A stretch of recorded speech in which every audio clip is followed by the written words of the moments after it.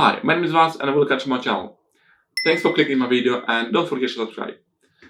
Today we're gonna share some tips about this drone DJi Mini3 Pro. It's very light, it's very small, and DJi had released this drone last year, and to be honest, I'm really impressed what this drone can do outside.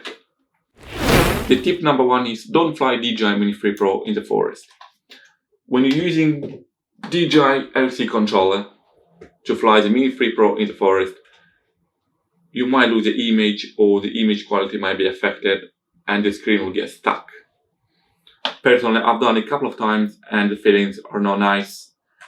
It's about you thinking like it's about you're gonna crash the drone or you're gonna lose it somewhere, which, trust me, it's not nice at all. Well, if you lose this drone, or this drone is gonna land on some trees in the forest, the bad thing is like you won't be able to claim the trees to get the drone. You might be able to claim for the DJi refresh care, but then that will be a bit of a headache. Also, if you decide to fly this drone in the forest, make sure you fly between 100 and 120 meters above the forest or any trees in your local area. It's also depending on your law in our country. Example, this video I was flying the drone in the forest. I wanted to take some nice footage with the forest, but sadly my LC controller got stuck with the same image and I was a bit panicking, but luckily I was able to get my drone back home. If that happened to you, make sure you write a comment below. The tip number two is make sure you call back your drone when the battery is at least 50%.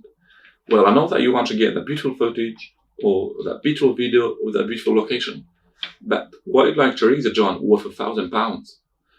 If you want to get that beautiful footage, just get closer to the subject, or drive, cycle, give a walk. It's good for you. Risking the drone to get that footage is not worth it unless you have extra cash or DJi Care insurance. Or if you live somewhere with open land and you can go there and walk to find the drone. The tip number three is make sure your LC controller is fully charged. Yeah? Do not assume that your drone will come back home if something goes wrong or if your LC controller is switched off. If that's happening, you want to be able to have access to the drone's GPS. The tip number four is do not fly your drone in very windy day.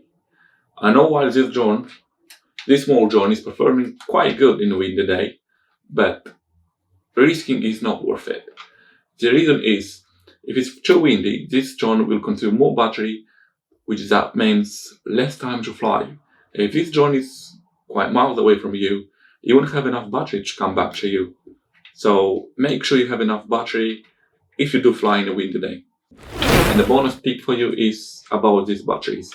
You know, these batteries are very small, very light, and very fragile, especially when you're inserting them in the drone.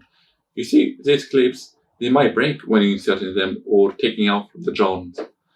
I'm lucky, never happened to me to break or to damage them. And luckily I have an extra two. Let me know below how you deal with batteries.